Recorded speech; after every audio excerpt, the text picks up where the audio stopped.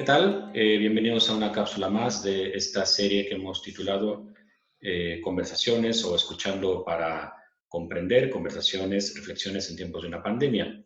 En el Centro Social Tecnológica y Futuro Humano de la Universidad Mayor nos ha parecido muy importante en el contexto de estas conversaciones explorar uno de los temas que han empezado a salir a la mesa, pues con ocasión de cómo se está atendiendo con recursos tecnológicos el desarrollo de la pandemia, Sí. pero más que en lo particular respecto de eso, queremos explorar en general los dilemas éticos que puede haber acerca del uso de la inteligencia artificial que puede estar detrás de esto. Y para eso hemos invitado al profesor Gonzalo Génova. Él es ingeniero en telecomunicación, licenciado en filosofía y es doctor en informática. Y fue acreedor en el año 2018, del premio Razón Abierta por un curso de ética de inteligencia artificial que diseñó. Él es profesor investigador en la Escuela Politécnica Superior del Departamento de Informática de la Universidad Carlos III de Madrid. Y Gonzalo, te agradecemos mucho que hayas aceptado esta invitación para esta cápsula. Y pues muchas gracias, además de estar con nosotros, eres un gran especialista de inteligencia artificial y las cuestiones éticas que le rodean. Y pues yo quería que nos compartieras... Si me sí, permites, una pequeña corrección a lo que has dicho, porque yo creo que además sirve bien de introducción a esta charla. Vamos a ver, el curso que doy en la universidad es ética para ingenieros, no es ética para inteligencia artificial. ok, Pero es importante porque yo he llegado a la inteligencia artificial, aunque suene un poco curioso, he llegado desde la enseñanza de ética para ingenieros. ¿Y por qué? Porque existe un poco el tópico de que el ingeniero es una persona con mentalidad, de lo que se dice, con cabeza cuadrada, ¿no? O muy cuadriculado, ¿no? En España se dice más mentalidad cuadriculada, ¿no? O sea, que todo tiene que ser así, muy formal, ¿no? Muy... entonces, cuando te planteas enseñar ética a ingenieros, el tema de los códigos éticos tiene mucha importancia, enseñarlos bien y enseñar la importancia que tiene en la vida de ingeniero, pero sin sobrevalorarlos. Y especialmente una idea en la que insistimos mucho es que tener un comportamiento ético en la profesión no se puede limitar a seguir un código ético, a seguir un programa, ¿no? Entonces, de ahí es de donde se puede decir que pasamos a la ética a la inteligencia, en la inteligencia artificial. Porque claro, cuando la gente habla de ética en inteligencia artificial, normalmente lo primero que le viene a la cabeza es cómo se puede programar el comportamiento ético. Cómo es el código ético que tendría que seguir un robot, ¿no? Es como si, bueno, el ingeniero, como ya sabemos programar ingenieros, ahora vamos a programar robots. Un momento, que es que a los ingenieros no hay que programarles. ¿Mm? sí, no, Entonces, yo creo que es... pero sí. claro, pero de alguna manera yo he llegado a la reflexión ética en inteligencia artificial, he llegado desde la enseñanza de ética para ingenieros. Es un camino un poco curioso, ¿no? De haber llegado aquí. No, pero muy pertinente la aclaración porque en efecto podríamos pensar en este momento que el problema de cómo enseñar ética a ingenieros, que en efecto tienen este estereotipo de ser muy cuadrados y siguen reglas Mm. muy justas, uno podría pensar que el problema de cómo enseñar ética a ingenieros se quedaría detrás o ya no sería un problema, porque ahora las máquinas que harían los procesos y los cálculos y los procedimientos que antes hacía la ingeniería o humanos ingenieros, ya lo serán las máquinas y ahora lo que habría que hacer es enseñar ética a las máquinas. Entonces, en ese sentido, la intención es que nos platicaras un poco cómo se plantea hoy en día este asunto, el problema de cómo resolver el problema de que los procesos de inteligencia artificial sigan códigos éticos que de alguna manera contemplen las decisiones que están involucradas con el ser humano. Hemos escuchado en los últimos meses, antes de que surgiera esta pandemia, la sugerencia de que los algoritmos, por ejemplo, sirvieran para programar cómo resolver cuestiones, por ejemplo, de orden social.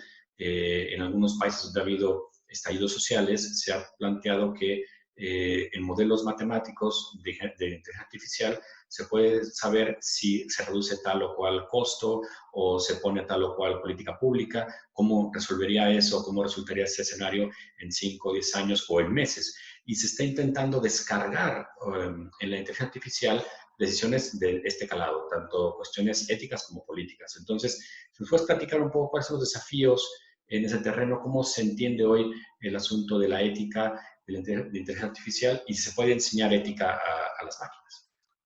Bueno, la pregunta es muy amplia, son muchas preguntas, ¿no? A ver, por empezar ir un poco despacio, ¿no? Si las decisiones éticas, o sea, lo que algunos pretenden es, o usan esta expresión, ¿no? Meter la ética en la fórmula, introducir la ética en la fórmula. ¿Cuál es la mentalidad que hay detrás de esta expresión? Es que, en el fondo, que las decisiones éticas, o sea, que el bien y el mal se pueden calcular, se pueden computar, ¿no? Por usar un término más de informática, ¿no? Es decir, el bien y el mal se pueden medir como una magnitud física, entonces uno puede comparar esos bienes y esos males. Y entonces, pues al final lo que hace es una balanza, pesa las consecuencias positivas y las consecuencias negativas, y entonces pues a partir de ahí toma la decisión que sea más favorable, ¿no? Bueno, ¿qué es lo que está detrás de esta forma de pensar? Está la concepción utilitarista de la ética, ¿vale? Donde, pues en el fondo, el bien y el mal se miden por sus consecuencias, ¿eh? Y las consecuencias se tratan de medir de modo más o menos análogo parecido a como se mediría una magnitud física, ¿no? Como la temperatura, como el peso, como el volumen. Entonces, ¿qué es lo que ocurre? Es que yo creo que lo primero que hay que hacer es cambiar esta forma de pensar, esta mentalidad, ¿no? El bien y el mal no son magnitudes medibles, porque lo medible está referido siempre a lo físico, a lo material, al peso, al volumen, a la distancia, al tiempo, ¿no? Pero el bien y el mal que se refieren al comportamiento humano, al comportamiento libre, no son magnitudes medibles, ¿no? Entonces, eso no quiere decir que para tomar nuestras decisiones no tengamos en cuenta, nuestras decisiones humanas, que no tengamos en cuenta magnitudes que son medibles. Pero lo que quiero decir es que la ética no se puede reducir a eso. No es solamente eso. La ética tiene que ir siempre un paso más allá, ¿no? Yo pongo un ejemplo a menudo a mis alumnos, ¿no? A ver, cuando un profesor tiene que calificar a sus alumnos, en el fondo es poner un número, ¿vale? Al rendimiento, a los conocimientos o a las competencias que ha adquirido en un curso, ¿no? Pues eso, tienes que poner un número, ¿no?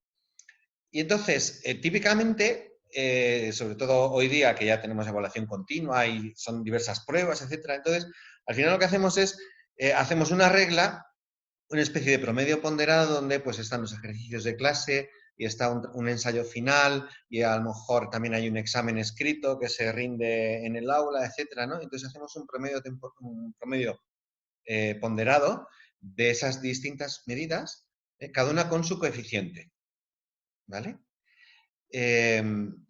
Entonces, de ese promedio ponderado, pues a lo mejor sale que aquí en España, que las calificaciones van de 0 a 10, en Chile, si no recuerdo mal, van de 1 a 7, ¿no? Pero bueno, al final es una escala lineal, ¿no? En el caso de España, que es de 0 a 10, el 5 es justamente el límite en el que un alumno pasa o no pasa la asignatura, no aprueba o no aprueba. Entonces, ¿qué ocurre cuando un alumno tiene un 4,9? ¿Qué ocurre cuando un alumno tiene un 4,9? ¿No? Entonces, si yo me comporto como alguien que aplica el algoritmo, la fórmula, ¿no? Y el alumno viene a verme, no, tú tienes un 4,9, no hay nada que hacer. O sea, la regla dice que está suspendido. Entonces, ¿qué piensa el alumno de mí? El alumno piensa de mí, usted no es un profesor, usted no es humano, usted es inhumano, usted se está comportando como un robot. Usted es inhumano. Pero si yo voy al médico y con el médico encuentro un comportamiento parecido, es que yo he introducido los datos que usted me comenta que yo no le tengo que recetar esto. ¿Yo qué le digo al médico? Oiga, ¿usted es médico o es un robot? Usted no es un médico humano, usted no me está entendiendo. A mí, usted se está quedando en la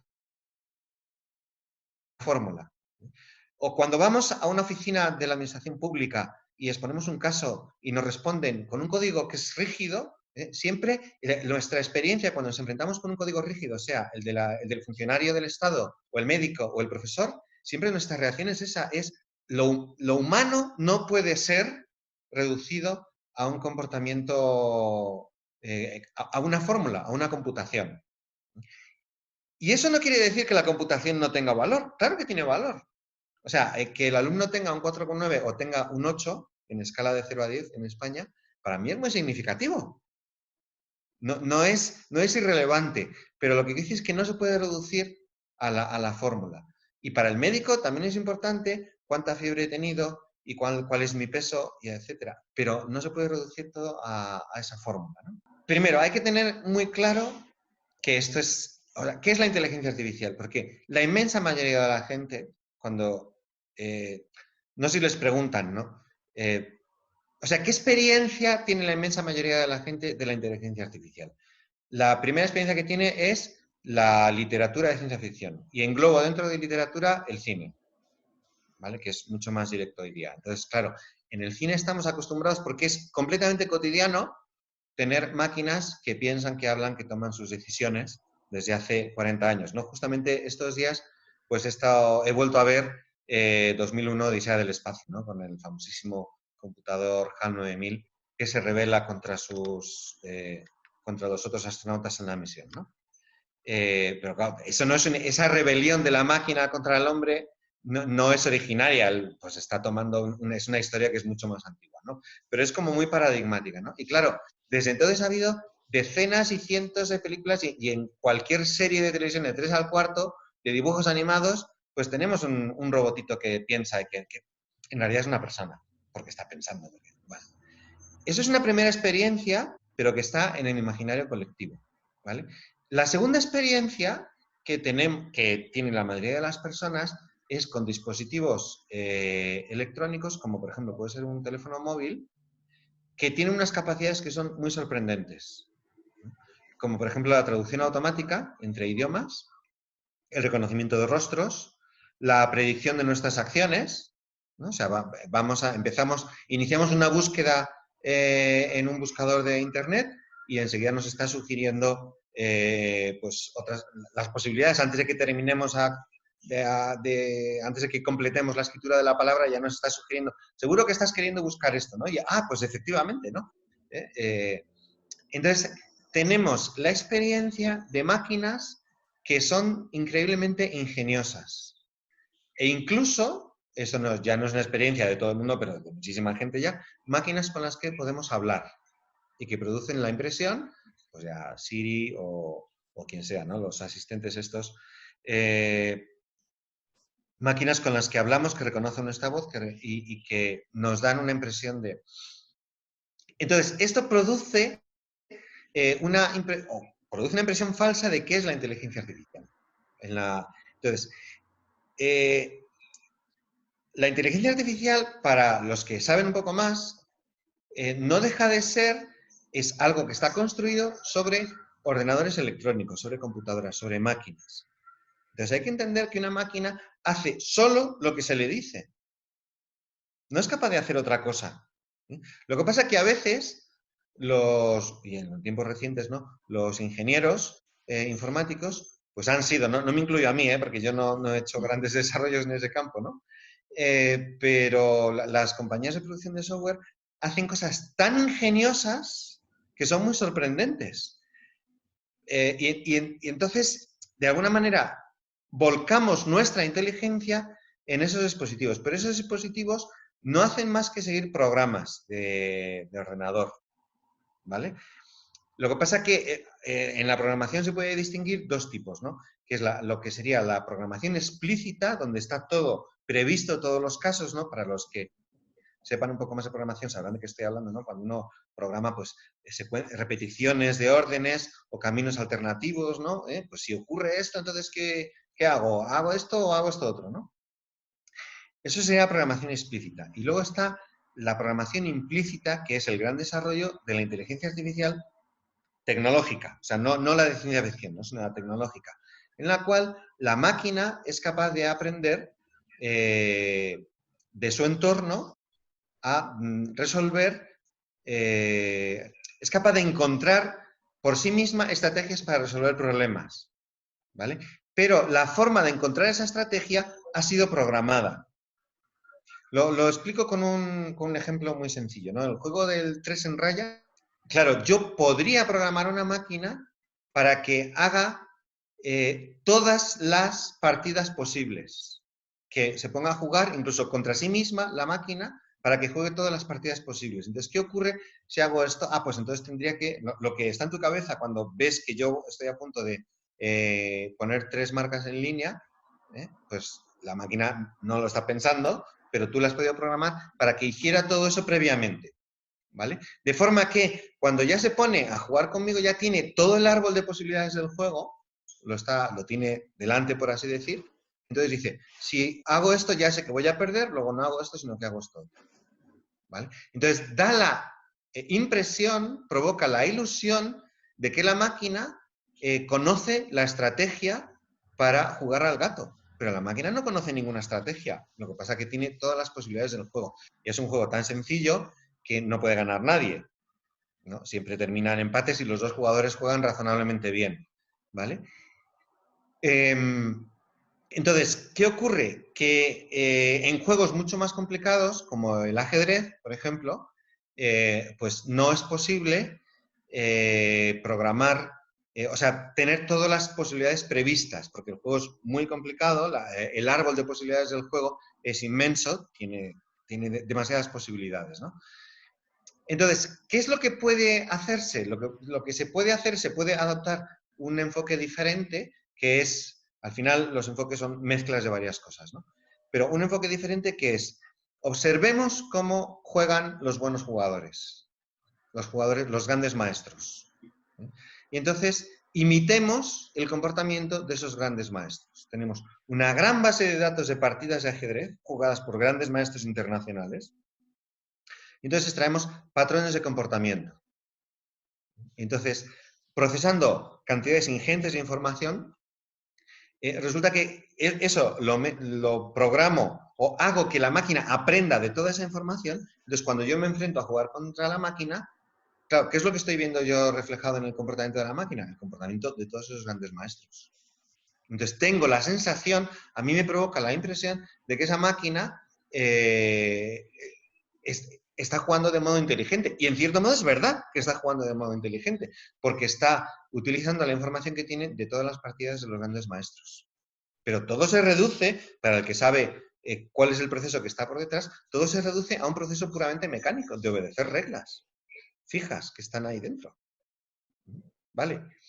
Entonces, ¿cómo se puede programar una máquina para que tenga un comportamiento ético? Hay gente que ha propuesto de alguna manera como dos enfoques, ¿no? Paralelo a lo que estoy diciendo, ¿no? Que sea programación explícita y programación implícita. La programación explícita sería con el código ético, está claro, y esto es lo que hay que programar en la máquina. Y la programación explícita es, no sé muy bien cuál es el código ético,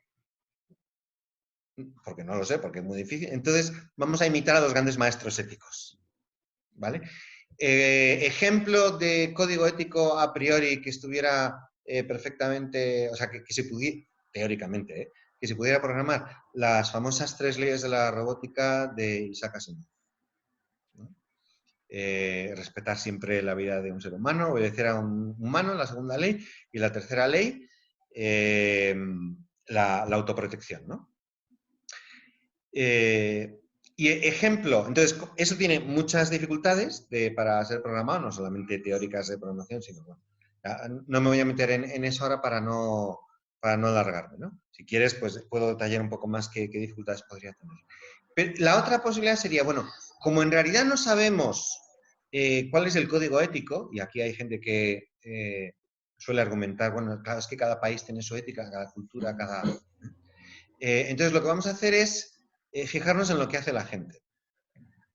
Y entonces ahí está un buen ejemplo de esto sería lo que han hecho en el MIT, en el Instituto Tecnológico de Massachusetts, con la máquina moral, su famosa máquina moral. No sé si conoces este experimento mental, ¿no? En el que está como muy de moda, ¿no? Porque está con un tema que sale mucho en los medios de comunicación, que son los vehículos autónomos, ¿no? Que es, bueno, ¿y a quién atropello? Entonces, plantean diversos escenarios y preguntan a la gente, y en esta situación, ¿a quién atropellarías? ¿Al varón o a la mujer? Pues no se sabe, ¿no? O mucha gente, en fin, dificultades diversas, ¿no? ¿O a quién atropello? ¿Al niño o al anciano? Entonces, igual la balanza se inclina un poco más a atropellar más al anciano, porque igual hay gente que piensa que, bueno, pues el niño tiene más... No es necesario pensar tan negativamente, ¿no? Como que la vida del anciano vale menos, ¿no? Pero bueno, puestos a elegir, si estoy obligado a elegir, el niño tiene una expectativa de vida más larga, y entonces, pues yo no elijo el atropellar al anciano, ¿no? Pero es la situación la que me fuerza, ¿no? Entonces, pues prefiero atropellar al anciano y salvar al niño. Cosa que, por cierto, con las cuestiones de la pandemia se plantean circunstancias relativamente similares y con las que creo que no hay que frivolizar. Es decir, que cuando los médicos tienen que elegir, porque los recursos son limitados, creo que hay que respetar también un poco la experiencia de la ética médica, ¿no? De todo lo que ellos saben de esto, ¿no? Bueno, a lo que iba. Entonces, a base de plantear muchos escenarios diversos, de alguna manera se puede elaborar una estrategia para responder a situaciones de circulación, de conducción, ¿no? Entonces, es una ética implícita, ¿por qué? Porque el programador no ha decidido cómo se toma la decisión de a quién atropello. El programador lo que ha hecho ha sido crear un procedimiento para entrevistar a miles y miles de personas, para plantearles escenarios y a partir de ellos extraer la estrategia, en el caso concreto. Es un caso análogo, o sea, en el fondo es plantear hacer algo parecido a...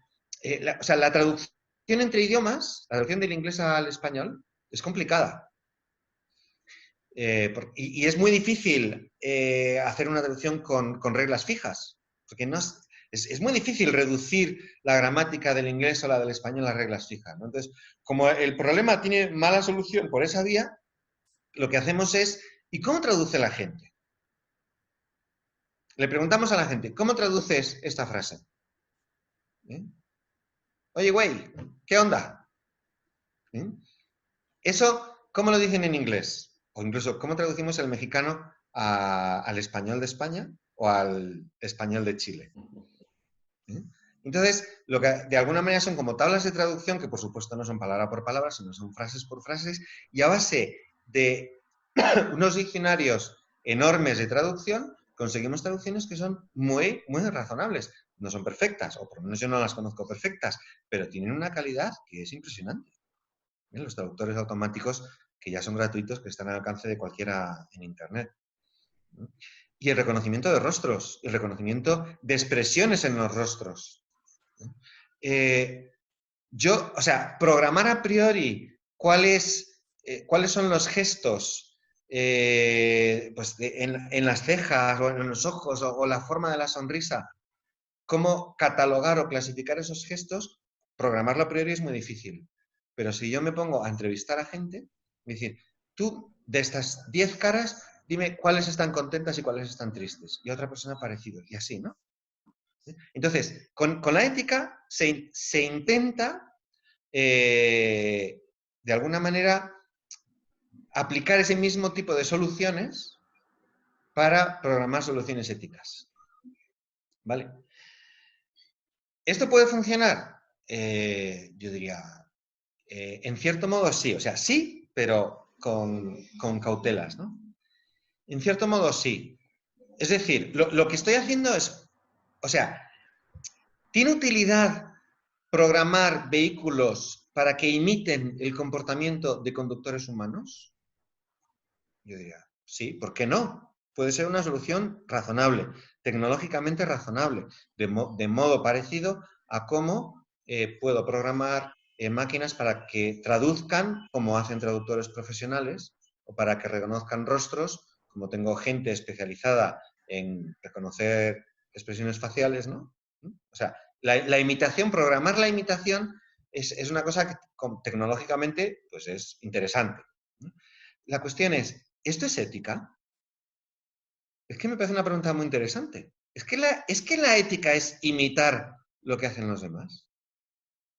¿Es que cuando enseñamos ética, enseñamos a imitar? Claro, es que cuando enseñamos ética, lo que nos preocupa no queremos inculcar el comportamiento de ni tienes que seguir este código, no te puedes conformar con seguir este código, ni tampoco te puedes conformar con hacer lo que hace todo el mundo. Tienes que pensar por ti mismo. Tienes que aprender a reconocer lo bueno y lo malo por ti mismo. Atención, que no estoy diciendo que tú decides lo que está bien y lo que está mal. Yo no estoy diciendo eso. Estoy diciendo, reconoces lo bueno y lo malo, pero lo reconoces por ti mismo. Entonces, la inteligencia artificial es muy interesante porque esta forma de hacer que una máquina aprenda del comportamiento de un conjunto de humanos pone sobre la mesa, pone sobre el tapete este tipo de cuestiones, que es, por un lado, el problema de la explicabilidad.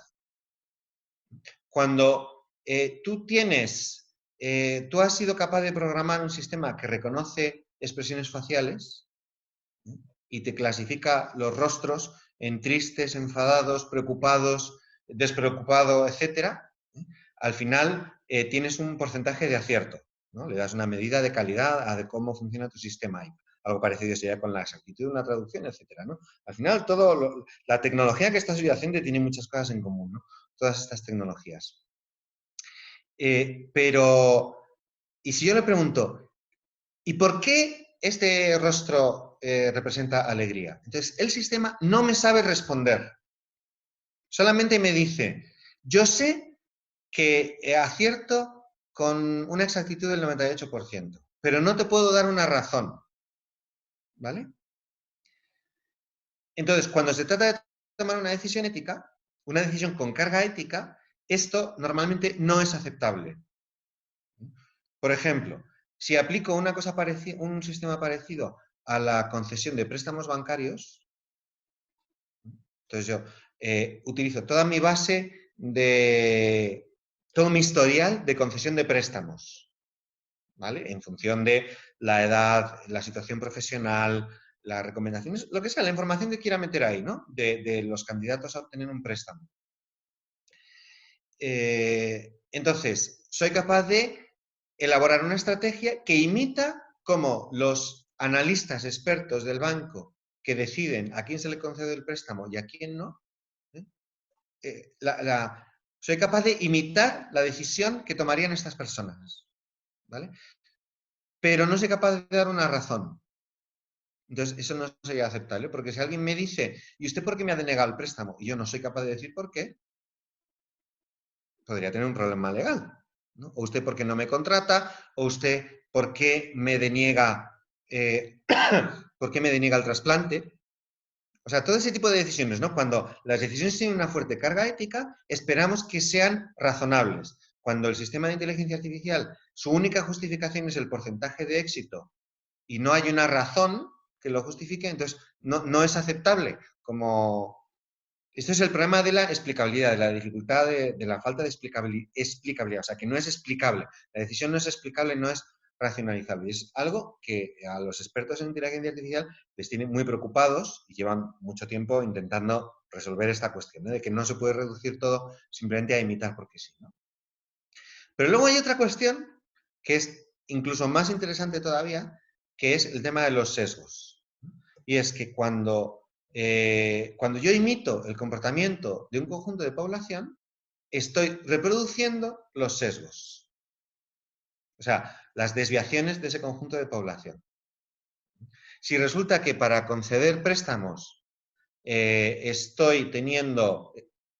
La verdad es que los ejemplos que se suelen poner son un poco estereotipados, no son ejemplos que me gustan especialmente, ¿no? Pero bueno, son los ejemplos que están ahí, ¿no?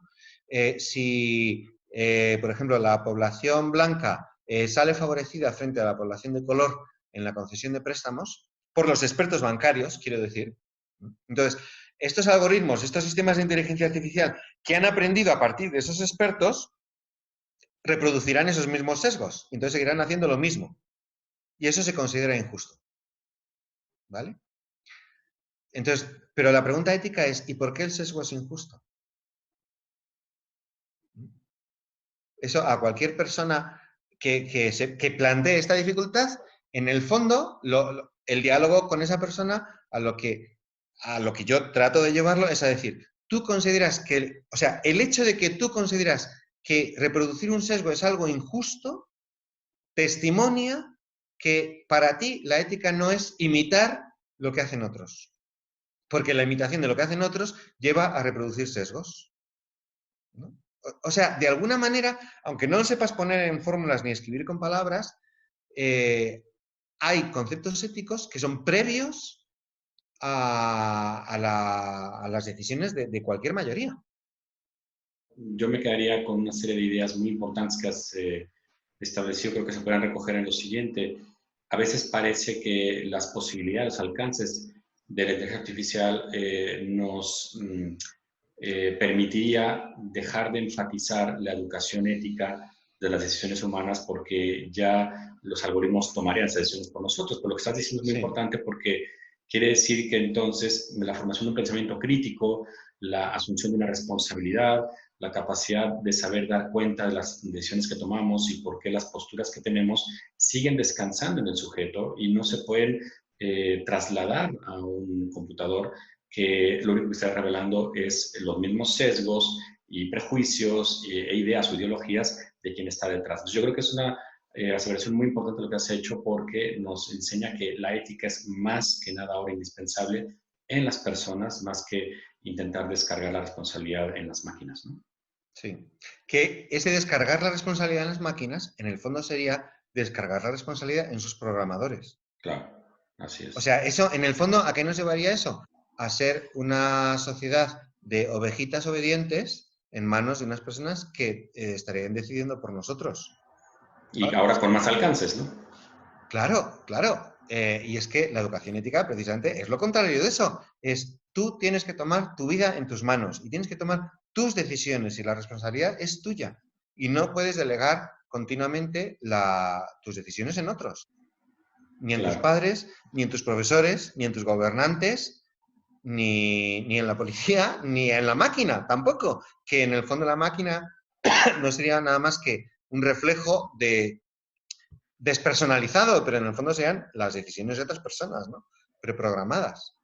Así es. Yo creo que es muy importante recordar esto en una cultura que es nativa en inteligencia artificial, ¿no? Cada vez más hay que recordar que es el ser humano el que está detrás. Gonzalo, muchas gracias por estos minutos que nos has dedicado en esas cápsulas del Centro Social Tecnológica y Futuro Humano.